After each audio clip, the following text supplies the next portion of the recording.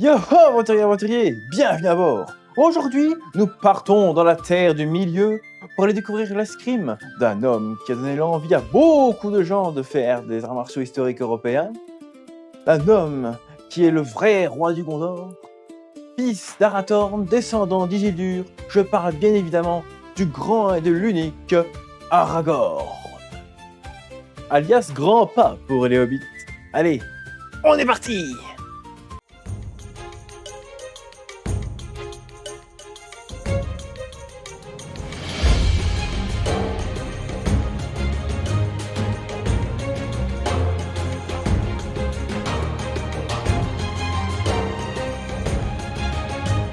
Ah, Faucombe, le village des elfes. Un village plutôt sanctuaire, car c'est franchement très beau. Un poil kitsch, mais c'est quand même pas mal. C'est ici que Aragorn, alias Escal, je veux dire espoir en elfique, a été recueilli par Elrond, le seigneur de Céline. C'est lui qui l'a élevé et lui a appris à se battre. C'est aussi ici qu'il a rencontré la belle Arwen, dont il va tomber éperdument amoureux et pour qui il va se battre jusqu'au bout pour l'empêcher d'être gangréné par la malice de Sauron. Et pour cela, il va intégrer la communauté de l'anneau. Une communauté qui s'est juré d'amener l'anneau jusqu'à la montagne du destin et détruire Sauron une bonne fois pour toutes. Mais l'aventure ne va pas se passer comme prévu. Au fur et à mesure de leur voyage, ils vont rencontrer beaucoup d'ennemis et beaucoup de monstres aussi. C'est aussi durant l'une de ces batailles qu'ils vont tous s'éparpiller et que le groupe va se scinder en deux.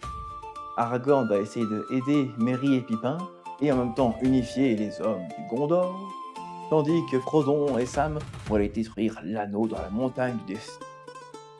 Durant leur périple, Aragorn semble utiliser ce qu'on appelle une épée bâtard. Ce genre d'arme. Pourquoi le terme bâtard? Ça n'a rien à voir avec le fait que ce soit un semi-elfe, parce que Aragorn est un semi-elfe, donc techniquement un bâtard, mais ce n'est pas non plus à voir avec le fait que c'est une insulte. Non. C'est simplement le fait qu'une épée bâtarde est une épée qui peut se tenir autant à deux mains qu'à une main.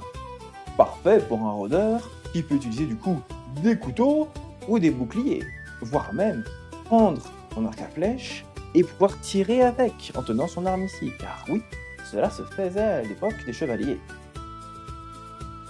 Le style de combat de Aragorn semble être fortement inspiré par Il Fiore Battaglia, la fleur du combat. Ouais, les Italiens ils ont l'art d'avoir des noms hyper classe. Un traité d'armes écrit par Fiore de Liberi.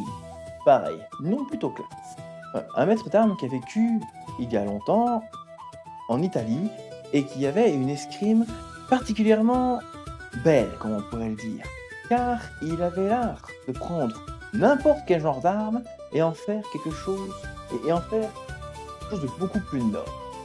Ce qui correspond bien en fait à Aragorn, qui, par son statut d'homme élevé par les elfes et plus tard roi, lui correspond bien. Un style assez intéressant, mais qui va très souvent se caractériser par des estocs et évidemment des coupes. Contrairement au style allemand où on va mettre son doigt ici pour faire des blocages comme ceci et des attaques comme ça, qu'on appelle le Zerschau, ici Fiore, lui, va plutôt se concentrer sur la tenue de la main comme ceci et des attaques comme ça. Ce qui correspond en effet fortement à la manière que Aragorn a de se battre autant dans son combat contre l'Urs ou même dans son combat dans le gouffre de Helm, où on peut le voir prendre ce genre de position très jolie. Ceci étant dit... Merde, des wargs! Vite, fouillez, pauvre fou! Je vais m'occuper d'eux! Ah! Eh ben, ces wargs sont vraiment une saloperie, hein. Enfin, Au moins ici, je crois que nous serons tranquilles. Je l'espère du moins, parce qu'ils n'ont pas voulu nous suivre dans la montagne, ce qui est plutôt étrange. Enfin bref, nous en occuperons plus tard. Durant son aventure, Aragorn va se voir recevoir une nouvelle arme par le seigneur Elrond. L'épée Andoril, une épée de roi, reforgée à partir des anciens fragments de l'épée de son ancêtre Isildur. L'arme qui a vaincu Sauron en personne.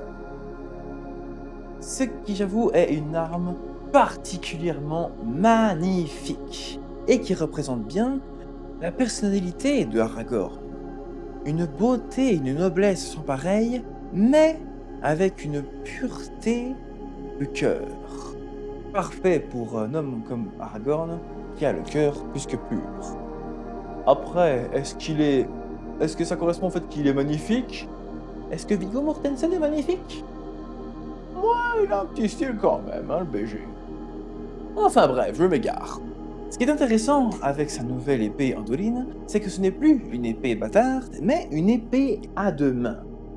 La grosse différence, c'est qu'on va oublier le côté pragmatique et un peu brutal de l'épée bâtarde, et on peut se concentrer sur le côté noble et raffiné des techniques de l'épée à deux mains. Ce qui est intéressant, c'est que justement, dans El Fiore Battaglia, donc la fleur du combat de Fiore da Berry, on peut remarquer qu'en effet, son style d'escrime à deux mains est beaucoup plus noble et belle que l'épée à la bâtarde.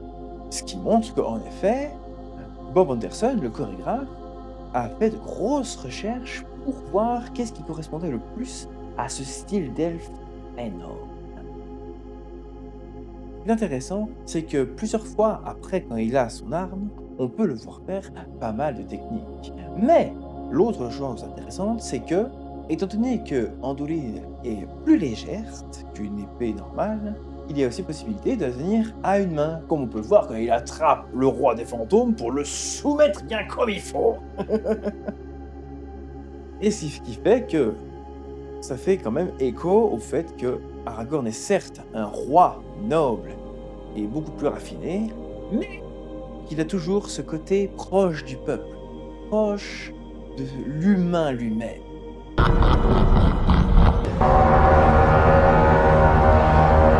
Ah, je crois qu'ils n'ont pas apprécié le côté semi-sage.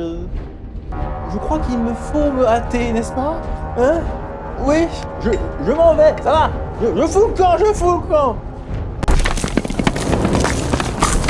Et je lui en mets le sabot.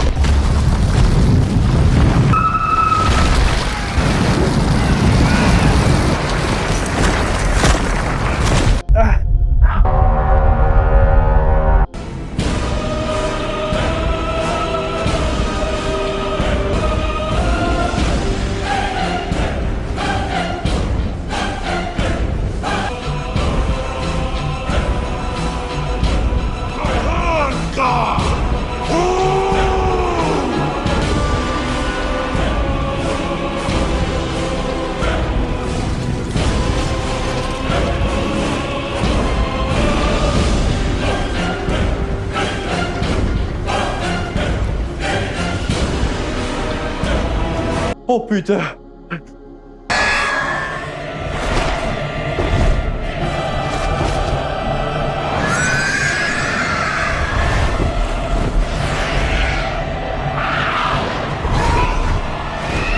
Oh putain! Ah! Mon bateau!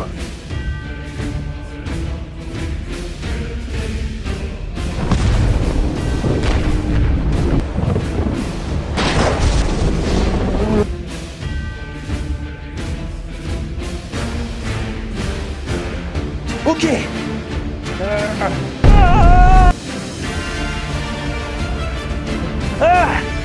Vite, tire sur cette saloperie. Et toi, t'es là. On s'en va. Et pendant ce temps-là, rejoignez-moi dans la cabine, on va conclure. Eh ben, quelle aventure. Vraiment, la Terre du Milieu est un endroit incroyable, hein. Enfin, nous allons conclure. Et puis nous repartirons. L'escrime de Aragorn est décidément une escrime vraiment incroyable. Une parfaite représentation de sa noblesse et de son expérience au combat. Bob Anderson, le chorégraphe des films de la saga du Seigneur des Anneaux, a fait un très beau travail en retranscrivant le style de Fiore dei Liberi dans l'escrime elfique. Si vous désireriez apprendre ce genre d'escrime, je ne peux que vous conseiller d'aller pratiquer des AMH. Et me dire, qu'est-ce que les AMH? En fait, ça veut dire arts martiaux historiques européens. C'est simplement apprendre à se battre comme se battaient nos ancêtres en Europe. Que ce soit à l'Antiquité, avec les Romains et les Grecs et les Gaulois, et les Vikings même, que pendant le Moyen-Âge, jusqu'à la Première Guerre mondiale, avec l'escrime à la baïonnette qui était encore pratiquée à l'époque. Franchement, allez vous renseigner, vous allez voir, c'est super intéressant. On peut trouver pas mal de clubs un peu partout dans l'Europe, même très proche de chez vous certainement, parce qu'il y en a très souvent dans les grandes villes. Et il y a beaucoup de compétitions encore à l'heure actuelle, de duels, de combats d'épée. Et du coup, croyez-moi, on peut très vite se prendre pour Aragorn. Enfin, moi, je vais mettre les voiles. N'hésitez pas à liker et à commenter la vidéo. Et en attendant, moi, avant de partir, je vais peut-être me tenter à goûter le délicieux déjeuner des Hobbits. Ça a l'air très bon, même si peut-être un petit peu gras. Mais bon, je ne suis plus à ça près. Mais rappelez-vous, chers amis, même dans l'obscurité la plus totale, la lumière de l'espoir est toujours là. Allez, ciao!